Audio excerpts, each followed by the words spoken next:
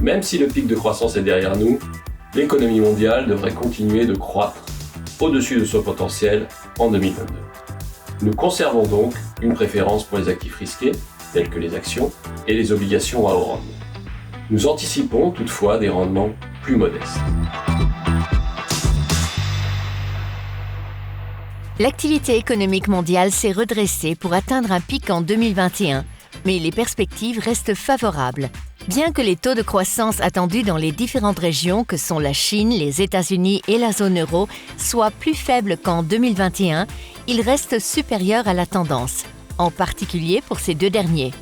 En dépit d'une normalisation de l'inflation attendue vers la fin de l'année 2022, l'inflation constitue un risque, notamment aux États-Unis.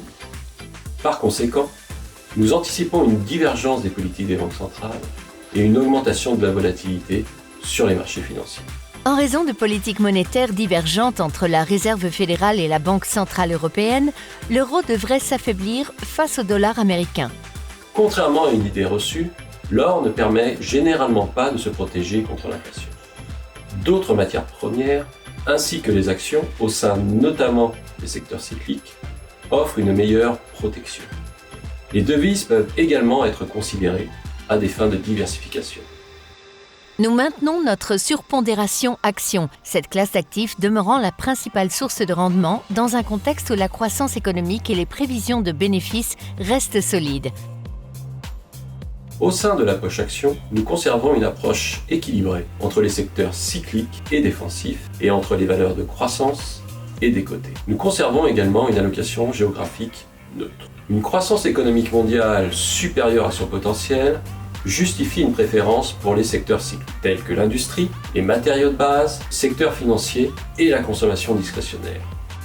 Nous privilégions également le secteur de la santé. Le secteur de l'énergie reste en retrait et les secteurs de la consommation de base et des services de communication demeurent nettement sous-pondérés. En outre, nous voyons des opportunités pour les investisseurs du côté des entreprises permettant la transformation technologique du secteur de la santé.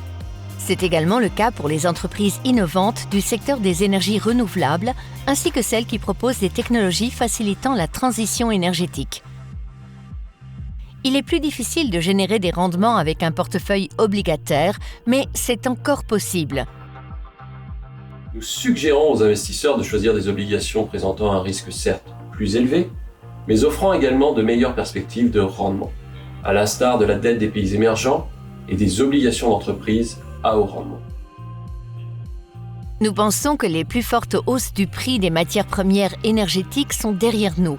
Toutefois, ceux du pétrole et du gaz devraient se maintenir à des niveaux élevés tant que les niveaux de production ne seront pas entièrement rétablis et que les incertitudes ne seront pas levées.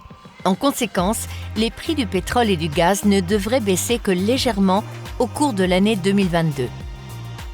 En conclusion, la croissance économique mondiale reste bien orientée.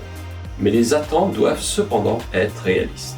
Le pic de croissance étant derrière nous, nous anticipons désormais des rendements plus modestes.